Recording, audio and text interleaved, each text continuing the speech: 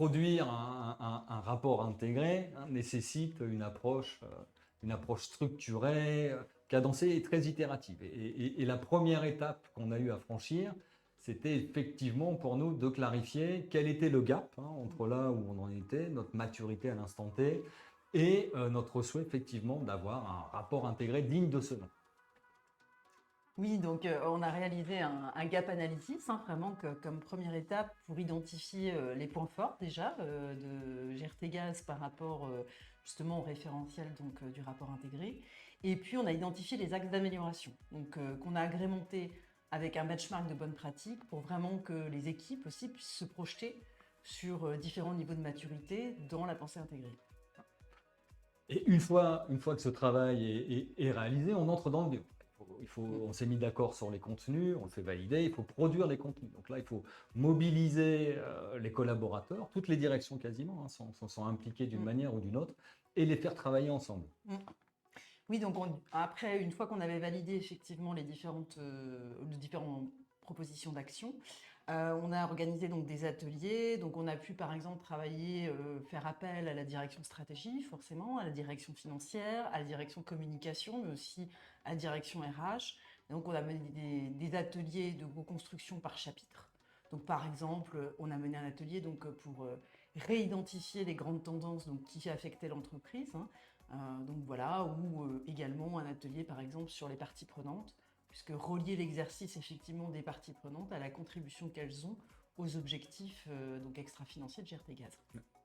Tout à fait, donc on produit vraiment beaucoup de nouveaux contenus sur de nouvelles thématiques sur lesquelles on n'est pas forcément habitué à communiquer, des sujets stratégiques, des sujets de gouvernance. Donc là, il est aussi essentiel d'embarquer l'entreprise et notamment la direction. Donc important aussi, ce sont de prévoir des étapes de partage, de validation de ces nouveaux contenus.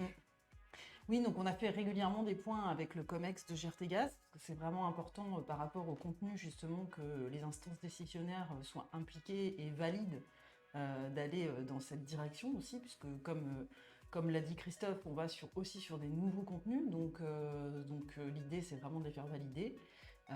Donc voilà.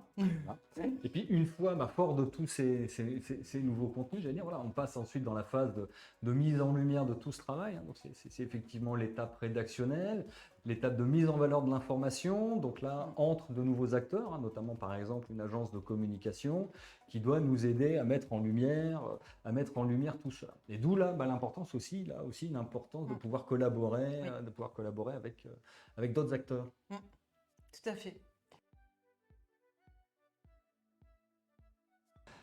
Il est vraiment nécessaire de travailler main dans la main, parce que tout collaborateur, les directions ont bien sûr leurs urgences, leurs priorités au quotidien, donc il faut main dans la main. Moi, je suis là pour mobiliser l'entreprise, rappeler que l'exercice est important, rappeler les avantages qu'il va apporter à l'entreprise vis-à-vis de l'externe, vis-à-vis de la direction de la communication, vis-à-vis de nos actionnaires, donc pour les embarquer. Oui. Et ensuite, voilà, Mélanie, Tenaxia qui est là pour cadencer, pour apporter l'expertise, le questionnement, faire accoucher les contenus. Ouais.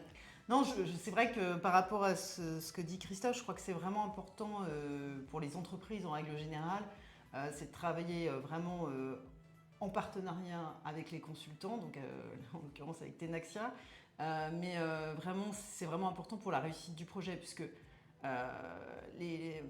ceux qui contribuent au rapport, ce sont les salariés de l'entreprise, donc chaque direction qui ont leur expertise, qui ont leur connaissance métier. Nous, on va apporter effectivement la méthodologie, l'animation, les challenger aussi pour aller plus loin. Mais c'est vrai que ce travail partenarial, il est important, puisque c'est vrai qu'on est vraiment dans un exercice de transformation aussi de l'entreprise.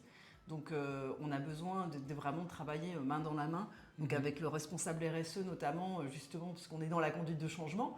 Donc comme tout responsable RSE ou ceux qui travaillent dans la transformation savent que voilà, il y a toujours un chemin qui n'est pas un long fleuve tranquille, si je puis citer cette expression. Ouais. Et donc c'est aussi important d'être soudé. Donc vraiment c'est ce qui, je pense, caractérise aussi une belle relation humaine.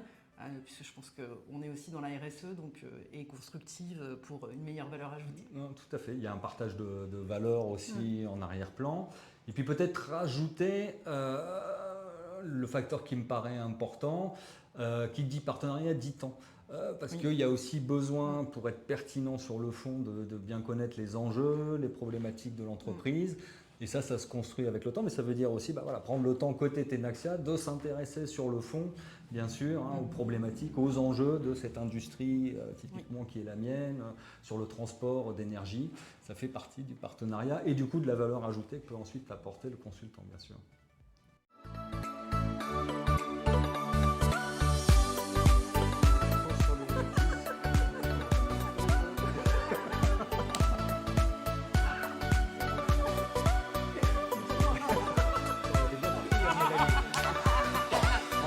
Là, ouais, là.